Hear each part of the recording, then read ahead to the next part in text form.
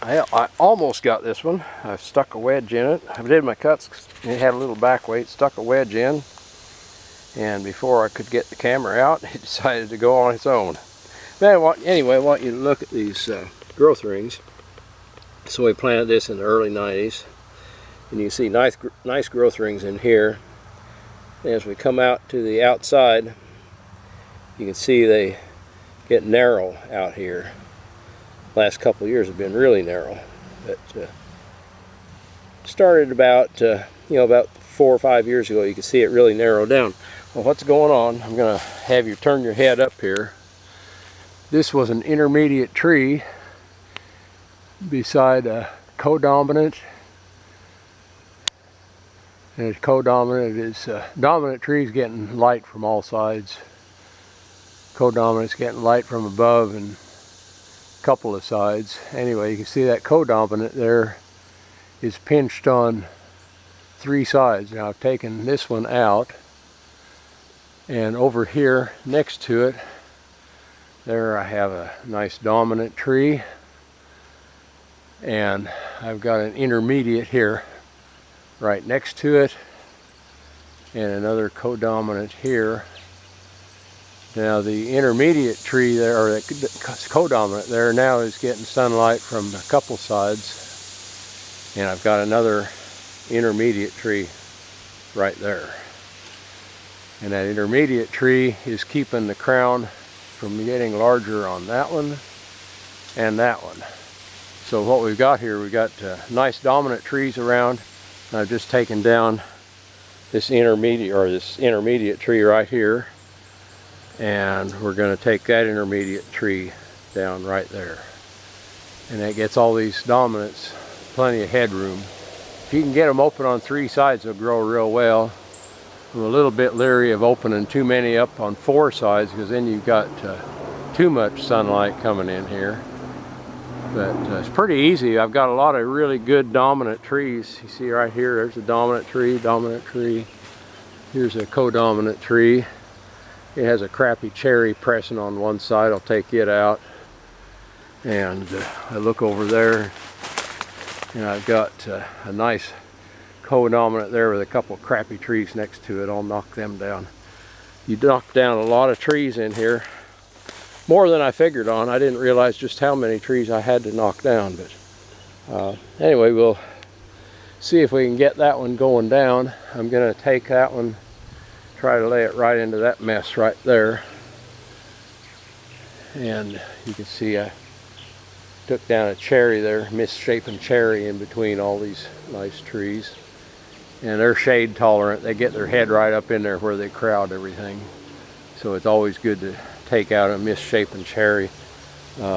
This site won't grow real good cherry. It'll grow grade if you get on the right soil type here. If you get on the Hoyleton site on down the slope a little bit, they'll grow real well. But up here, I think it's Ava 14B, or maybe even Blueford 13B. And cherry won't grow well on 13B. It'll have to be full of pitch pockets. So anyway, we got that one. I'm going to go ahead and just set the camera right here on this log. Or here, I was going to set it on the stump. There, that's set up pretty good. There we go. Pull a few of these weeds here. Anyway, we'll make our cuts and see if we can put that on the ground.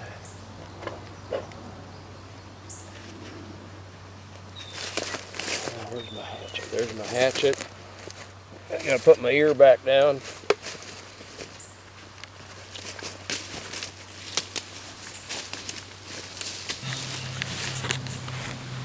Try this again. I punched a button accidentally.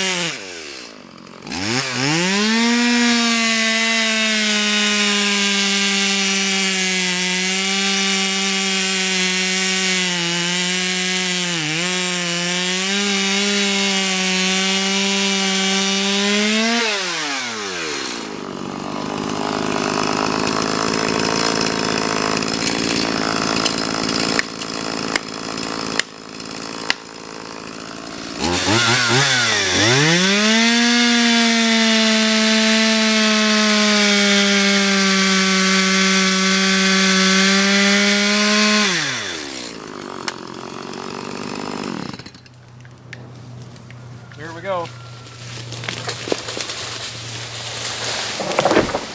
Oh, good noise.